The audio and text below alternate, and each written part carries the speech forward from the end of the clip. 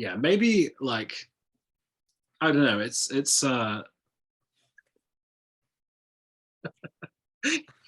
What? That was a fly on my camera. Sorry. I just moved into a new house, so it's like I have the windows open for a little bit there. Hello and welcome back to the channel, and a warm welcome to two guests who I have been waiting to bring on for months. They've been waiting to come on, waiting patiently, and I appreciate the patience. We were initially talking about doing a Rush discography ranking, and I have kind of since been like, I don't think I can do that between the listening and the editing and everything. So with this series being born, Anatomy of a Classic, I decided to bring them on because it's way less commitment and way less editing time for me. As you can see, I've got some albums behind me, and one of these albums is the one we're talking about today. It's Close to the Edge by Yes, just about managed to point at it. And Taavi and Clay are going to join me to talk about what is considered by many people one of the greatest prog albums of all time. So yeah, I guess I'll start out by talking about how I came to the album. For me, it was one of those classic albums that I was always aware of. You know, I'm sure you guys can relate when there's a classic album where you've seen the album cover everywhere on like music sites, and you're aware of it, and you've heard people talk about it, but you've never heard it, right? There's like a lot of these albums for everybody, I feel like. And Close to the Edge was one of these for me. I was quite intimidated by it because it was considered, you know, one of the great prog albums of all time. Finally checked it out, heard the first 2 minutes of Close to the Edge and was like, I can't do this, and turned it off because it was so chaotic, so just crazy, and I just couldn't do it.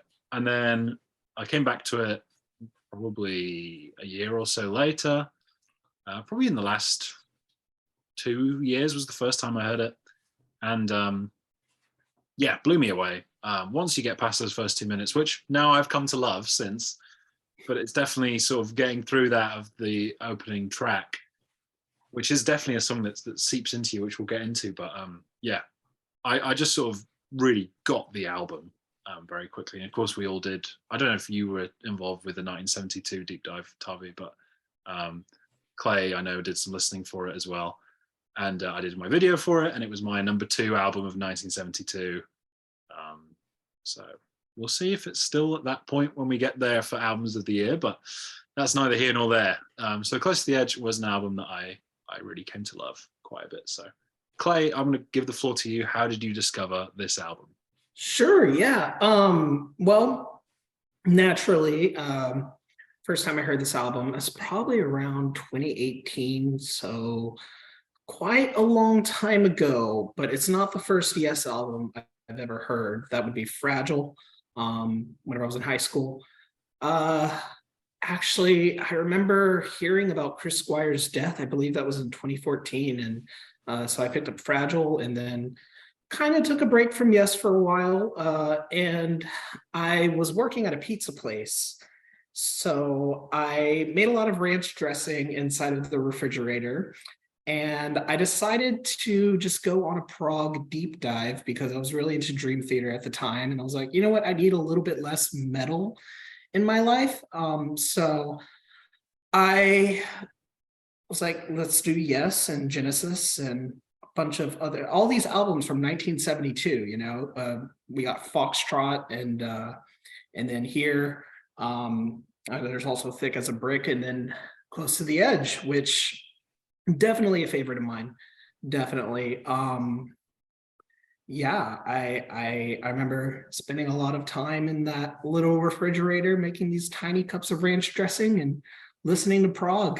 That's kind of how I associate this album, but it's definitely so much more. It's more than just ranch dressing. I was just going to say, is that like how every Texan listens to prog? Is like preparing ranch dressing? That's like the Yeah, preparing ranch dressing. Blown away instantly. I mean, I had to go home and listen to it like 3 or 4 more times, but it's awesome. So what about you, Taavi? Well, first of all, happy to be here. on the Williams channel for the first time ever. But yeah, I listened to this album in 2019. I was in my grandma's cottage, and it was, remember, I was there alone for a week, and it was weather-wise very hot there, and I started my journey there, and I think then I preferred Yes album and Fragile to this. Now it's different, but I think I had a similar, perhaps a little reaction to Tom. Kind of just was so everything just came on to me like holy. But so it perhaps was a love at first sight kind of deal. I obviously respected it and liked it, but I thought it was a bit hard to follow then. But yeah, nowadays I laugh at myself thinking. Yeah, I mean, it's kind of interesting. Yeah, Clay sort of was instantly hooked because he had that sort of prog background, you know. Like for me, even when I started this channel, which was just over a year ago. No, I remember it was in the last year that I heard this album for the first time, and I've heard it, 8-9 times since. But I remember I entered, I don't know if it was entering a contest or like some thread video, and it was like name your top 3 prog albums. And I was like, okay, like Wish You Were Here, Pink Floyd, obviously, Caught with the Crimson King, King Crimson. And I was like, I can't think of any other prog albums that I really like. Like I was really stumped because I never heard the classic Yes. I'd never heard the classic Genesis. Viewers will know that I've since rectified the Genesis mistakes, not hearing those albums. So yeah, I definitely think I've also heard a lot of Jethro Tull since then. So yeah, I'm kind of more new to prog. Like Pink Floyd was really the only prog band I was into for a while, and even they are like on the outskirts of it, right? Like I think they are a prog band, but I don't think of them in the same way I think of Yes and Genesis. So yeah, that kind of leads me to the conception stroke personnel, the background research, which I'm going to take over and just talk for way too long. There's a lot to get to with this album.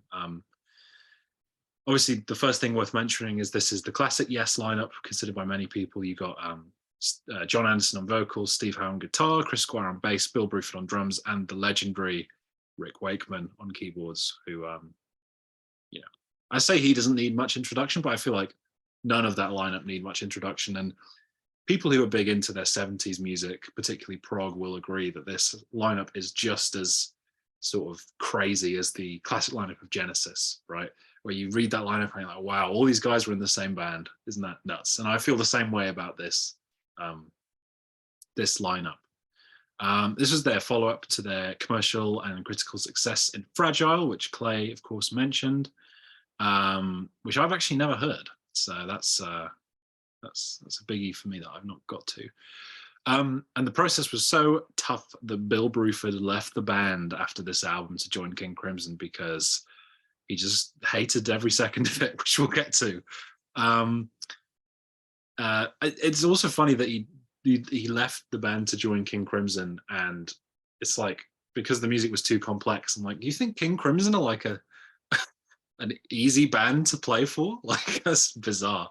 Right. But he was sort of cited as saying he preferred the more improvisational style that they would go with in the studio, whereas Yes were just very meticulous, particularly John Anderson and Steve Howe. So yeah, none of the tracks were written in their entirety by the time of rehearsals, so they kind of devised the songs in the studio and then learned how to play them afterwards for the live shows, which is kind of insane. On several occasions, the arrangements that Yes had started to assemble were so complex that they were forgotten by the time the day's next session began. So at that point, they decided they had to record each rehearsal for future reference. And this is my favorite tidbit that I found out, that the title of the album comes from Bill Bruford who said that all of them were close to the edge while recording the album, which is very funny. But yeah, I mean, it's just kind of interesting to hear the turmoil, because when you listen to it, like the music, they sound like such a cohesive unit, like they're all working together so well. And when you hear about the biographer's Chris Welch's take on it, it seems like it was anything but that, you know. But yeah, they got their road crew to construct a large stage in the studio for the band to perform on, to get a more live sound, which is quite unusual as well. And there was actually an incident where they decided to use a particular take for a track, and then realized that the studio's cleaning staff had put the tape in the bin. They all had to scramble in the bins outside, and they eventually found it, which was lucky. And then yeah, mainly just coming back to the biographer Chris Welch, who there's loads of interesting stuff that he's written from his time spending time with the band. And this is the cool thing about this album, right? It's not like you know, we talked about So by Peter Gabriel earlier in the series. That was his big breakout, right? Like into a mainstream star. Yes, we're already there at this point. They had had their big success, and this album would also be a big success. So they had a biographer following them around, and he sort of sensed that the band were not a cohesive unit, with Anderson and Howe the only ones who knew what direction the album was going to take, leaving the rest adding bits and pieces, to quote, to a vast jigsaw of sound. And yeah, Chris Squire was also pretty heavily involved in sort of piecing everything together. But according to Welch, Rick Wakeman and Bill Bruford were just kind of bystanders to the whole process. You know, not particularly involved, and just kind of getting involved when they needed a drum part or a key part, which is, I think, is incredibly interesting, given how instrumental Rick Wakeman is to the sound of this album. The fact that he was just kind of there, like, I guess I'll add some instruments, but like, you think about these songs without Rick Wakeman, and then especially the title track, right? Like, anyway, we'll get to it. And then I thought I'd just finish this part by just a quote from Bill Bruford, who said, "Every instrument was up for democratic election, and everybody had to run an election campaign on every issue. It was horrible, it was incredibly unpleasant, and unbelievably hard work." So, you probably wouldn't know that by listening. I certainly didn't. I was surprised to hear of all that turmoil. That's shocking, because it's so cohesive, you know. It's like seamless. Every moving part. Yes. Yeah. There's just a bit of background. I don't usually do that much, but I felt like I just had so much on Wikipedia there. I was just like, yeah, let's just talk about all of this. So hopefully you watched and learned something, and if you did, press like or whatever you do. So the lead single, of course, the format is a bit different this time around because we only have 3 songs to play with. The lead single is "And You and I," which I think part 1 was the A-side. So, you know, it is a song that is pretty well split into 2 parts. And I think it's just a beautiful folky ballad. You know, it's very different. All 3 songs are very different. I think you guys can agree. For all 10 minutes, it's compelling. The guitar work is stellar, and I think of the songs on the album, this is the one where the songwriting is most pivotal, ahead of the playing. John Anderson sounds incredible, as he does throughout the album. 12-string guitar and the synths, which are more subtle here than they are on Siberian Cartru and on Close to the Edge, but I think they add to the soundscape very well. I think it's just a beautiful track. The second part has some incredibly awesome electric guitar licks from Howe. So good. But yeah, it's definitely perfect putting this right after the extremely epic opener as a more sort of calm, reflective, almost spiritual song. I think it's beautiful. So yeah, Clay, what are your thoughts on "And You and I"? Oh, I agree. It's very spiritual. And yeah, it is an interesting choice to put it directly out after Close to the Edge, but you know, there's like a nice transition in between there. And the lyrics, honestly, that's what makes it, like, I love chords are broken, locked inside the mother earth. They won't hide. Oh, they won't tell you. Watching the world, watching all the world, watching us go by. It's just so authentic. It's just tears at your heartstrings. And John Anderson, his voice of an angel. Not like in the way like Steve Perry angel, but like it's definitely, like, people probably comment on his voice and like, oh, it's so hippy dippy, but for this type of music, I don't think any other vocalist could achieve that.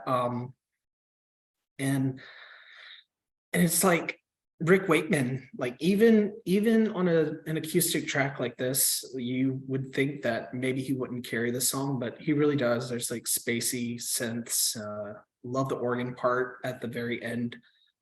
It's just catharsis, and it's like nostalgic too. It's like you're calling for home, and it's just a gorgeous tune. It's my least favorite on the album, but it's still like a 10 out of 10 song. So Yeah, but it's I because like, it's a 10 out of 10 album. yeah, I like your points, and I think for me, John Anderson is the best singer in prog for sure. Absolutely. Taavi, what you got? Yeah, I agree with both of you. It's just a lovely song. It's more softer in tone based on the two other tracks. And I think it's very dynamic and has some ups and downs to the music and crescendos. And I absolutely love the like a second part. It's Eclipse, like it's like 2 minutes or so. So they kind of had I think the A side of the single has like the first two parts, and it's just there's sort of majestic feeling to it with Bill Bruford does his like it feels like a world's longest drum fill kind of like it's never like breaking free of the tension, and just it's a lovely moment to the song. Yeah, I prefer this is not my least favorite. It's in the middle for me, but I not sure what have I honestly picked this as the lead single myself, but I don't know would my pick of the lead single, which I'm gonna say later, would have that worked as well, because it was still a hit album. But yeah, Love and You and I. Yeah, it's always tough to pick singles, right? Like they did so well with Fragile and the Yes album, because obviously the Yes album you have Your Move, aka the first part of I've Seen All Good People, which is just like it's just like a pop song, right? It's like with cool prog instrumentations. And then obviously, yeah, Fragile had the big hit single, so you can't really argue with that. I feel like it was much harder to pick a single on this album for sure. Oh yeah. And then yeah, we get to the opening track. How do you even talk about this? How do you even talk about this? Close to the Edge, 18 minutes long. You know, the track list here, it's a 37-minute album, I think. This song is 18 minutes, then And You and I is 10, and then Siberian Kotru is like 9. So you don't really get a short song here. These are all like epic tracks, but there's plenty of melody. And I think, again, like I've talked about the weird intro to this song, which gets reprised later on. By the second listen, you're like used to it, but it's quite a jarring introduction, right? And I think that aside, it's probably the most, like, it's way more accessible than something like Supper's Ready to like the general rock listener, I would say, because it has all those great melodies that run through it. like the close to the edge down by the river, and then the and you and I get up, I get down as well is like very melodic and pretty. Yeah, it's 80 minutes placed in 4 main parts, and it is the epitome of epic. It yeah, the song does kind of settle after this sort of crazy intro, but it always feels like it's got some weight, it's got some heft to it, which this isn't anything against the other two songs, but that is something that it has over the other two songs. And those two songs aren't going for being epic, you know, like Siberian Country is a rockin' jam, and You and I is a tender ballad, right? So this song carries this like epic sort of grandiose feel, which is just incredible. You get a more mellow verse section with the angelic chorus, with the title of the song comes into it, which everybody loves for good reason. It is what sets this apart from other prog songs for me, is that it's an earworm, even though it's 18 minutes long. It's crazy. And yeah, again, Steve Howe, some incredible guitar licks in this part. You get a great organ part, which leads into I Get Up, I Get Down, which is the lightest part of the song, really psychedelic and sort of warm and mellow. John Anderson's vocals are absolutely beautiful. And, you know, Clay was talking about the lyrics. I like the lyrics on this album. I think what the album really nails is it has this like really, obviously, like there's a lot of artsy fartsy prog lyrics, right? Where it's like ridiculously convoluted.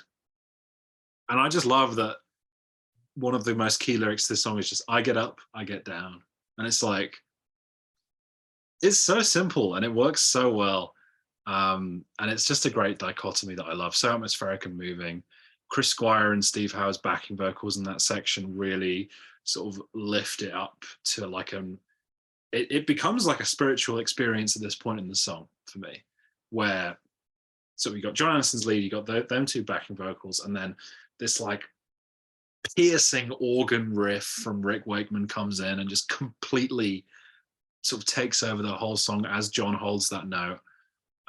Is incredible. And then you get the reprise of the intro into the truly indescribable final section, which is, when I first heard it, I was so emotional. I was like, oh my God, this has wrecked me.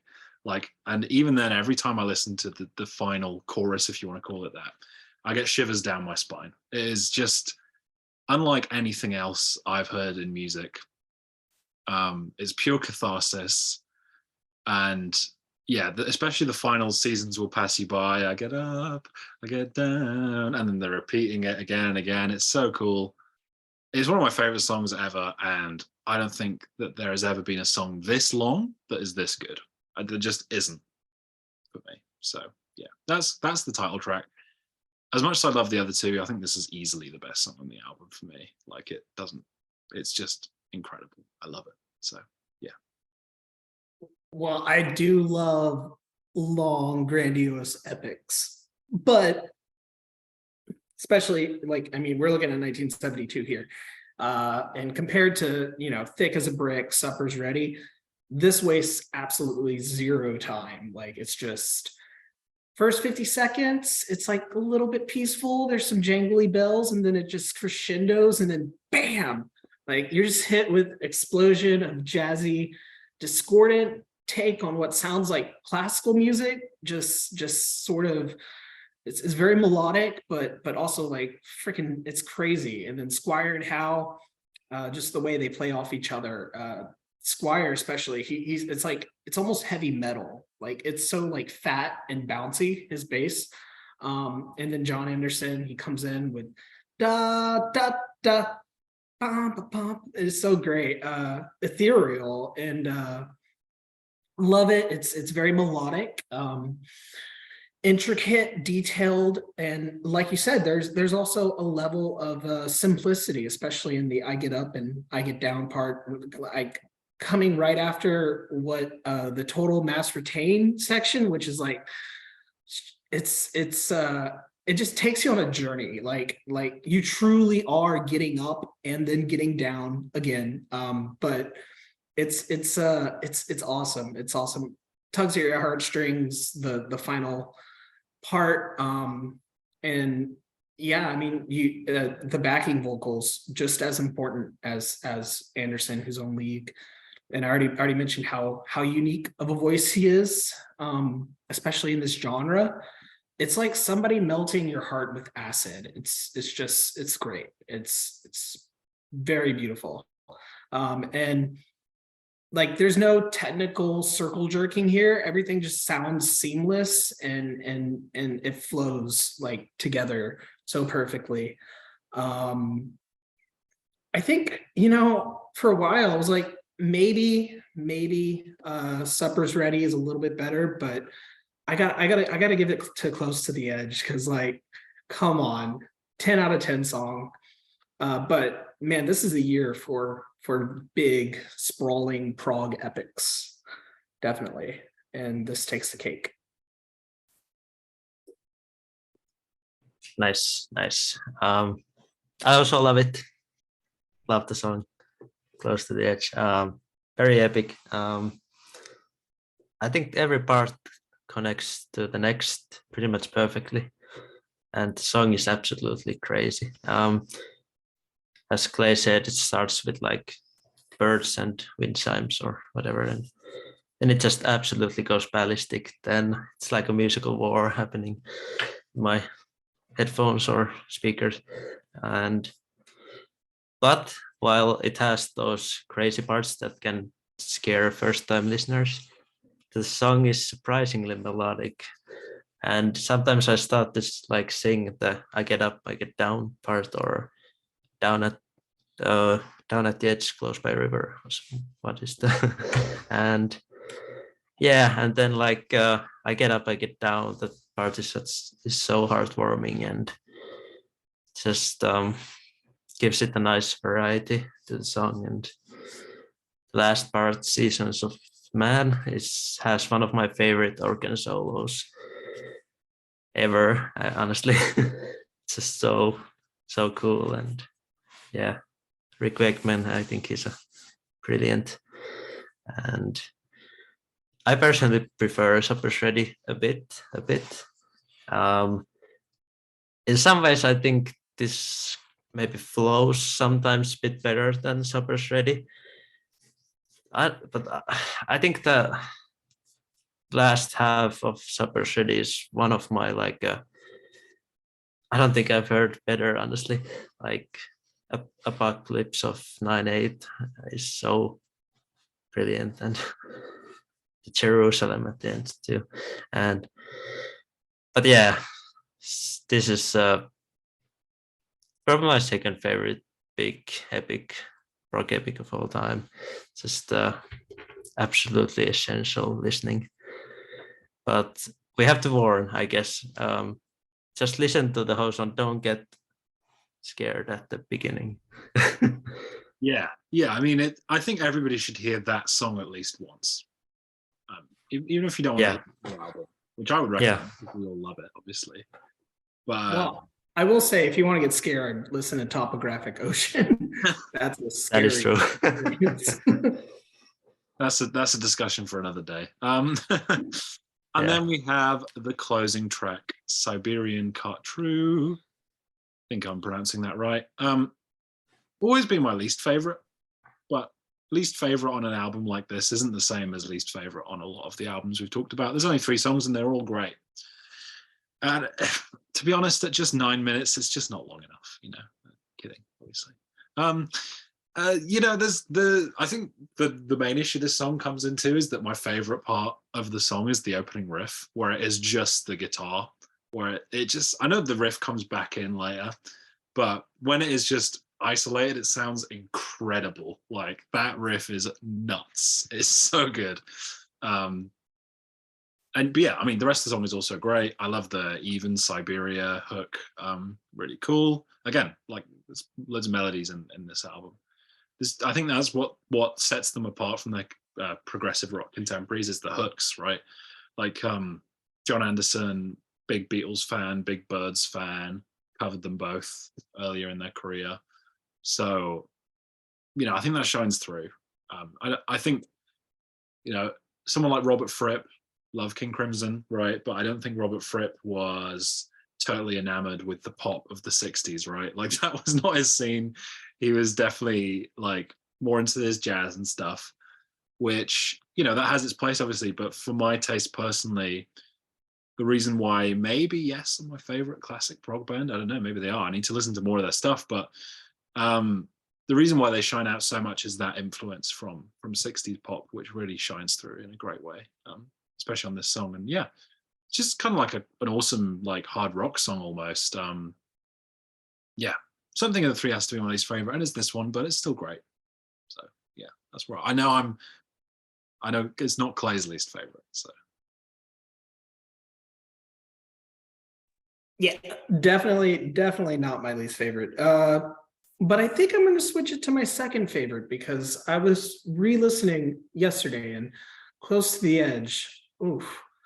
But yeah, I mean, honestly, Siberian Cat Shrew, love the isolated guitar, just how in Wakeman here, like just they're so seamless. You have Wakeman, he has like the sitar-y kind of synthy sound, and it's very melodic too. Again, Squire, so heavy here, just like he is on the first track, and even a little bit on the second. But it's awesome tune. Love it. I don't think there's any other song that they could have closed this with. It's kind of like a callback, like you said, to their early career. You know, it's very sunshiny, and like those first two albums sets a precedence to Close to the Edge. So like it's just perfect way. I think I like, yeah, sure, they kind of do get their heads up their asses a little bit after this, but just it's a perfect closer to a 10 out of 10 album. It's awesome. Love it. Lovely. Yeah, this is just a very fun rock tune. Got a jamming, and personally, I would like this to be the single of the album. I don't know how they made the single edit of this, but and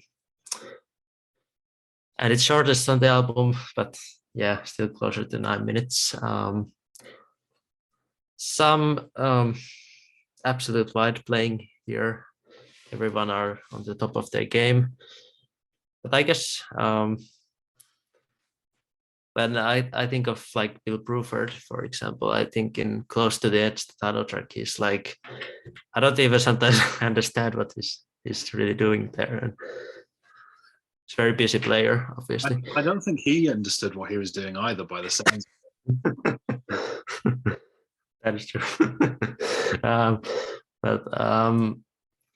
But here, I guess he also has like those moments where he just gives the groove going, just maybe 4-on-4. And yeah, I love Bill Bruford a lot. And very dynamic song too. I love the harpsichord solo in the middle. And my favorite part is when the Steve Howe solo starts immediately after the solo. Such an epic moment. But yeah, I don't know. It's just it's also my least favorite, like Tom, but I still love it a lot. It's I think all of these songs fit my top 10 Yes songs, so they're obviously awesome. Yeah, I mean, obviously, I have less of a Yes knowledge than you, but I would be surprised if all three of them wouldn't make my top 10 Yes songs. Maybe with a couple from Big Generator on there, Taavi. Um, Sorry. I don't think I had in my top 10, but in my top 15, I had one. Love Will Find a Way, I think. They definitely don't come back to this sound. You know, the next album, it's just a mess. But then Relayer is like more jazzy. Of course, it's a beautiful mess. I do love Topographic Ocean. But this is definitely more accessible. Clay loves a beautiful mess in all his media. So yeah, that leads us to the impact on music history, which, you know, it was their greatest commercial success at the time of release, which is very impressive given it didn't have the strength of a big single. It reached number 4 on the UK charts and number 3 on the Billboard 200 in the US, which is kind of insane to think about, an album like this doing so well. That was the early 70s for you. Things were different then. Certified platinum in 1998 for selling 1 million copies. So it took a while to get there, but got there nonetheless. Number 445 on Rolling Stone's latest top 500 albums list in 2020, which is way too low. Again, that's a story for another day. It's up there as one of the most influential prog albums of all time, alongside the likes of Foxtrot, Selling England by the Pound, Court of the Crimson King, and 2112. It's right up there with all of those albums in terms of influence. And then, yeah, we got the track ratings. Pretty simple one. 3 songs to rate. Close to the Edge, 10. And You and I, 10. Siberian Cartrew, 9. Love it. Sorry, Clay. You can give it a 10 right now, don't worry. So yeah. Yeah, I mean, all 3 are 10 to me. Like, it's just a masterpiece of an album. 10 out of 10 across the board. Can't say anything else. Yeah, I agree with Clay. Every song is 10 out of 10. Absolutely brilliant music. But I gotta say quickly that I'm really impressed how well this album sold. It kind of feels like a musical statement, and it still was a hit album, like Tom said, and it's just like the cover, it's just green and black and the logo. There's nothing to it, but it just works. Yeah, and then they kind of tried to make maybe a bigger statement with the next album, and yeah, the people didn't respond as well. And then that leads us to our overall final personal thoughts. I mean, I won't surprise you that to me this is a 10 out of 10 album. For my money, the greatest prog album of all time. Every member of the band pulls their weight, you know, which is incredibly impressive in the case of Wakeman and Bruford, where, you know, when you hear they weren't that involved in the creative process and they were just kind of glorified session musicians. You know, it's got to the point where when I listen to the album, a different element emerges as my favorite. You know, like this time out, I was really loving Steve Howe's guitar licks and riffs. Other times I'll really love Rick Wakeman's keyboard parts. Other times I'll focus in on the bass, and other times I'll be listening at John Anderson's vocals and just being completely in awe. And like Taavi said, Bill Bruford's kind of doing something in the background, I guess. It's mostly great, the drumming, but yeah, I didn't mean it like that.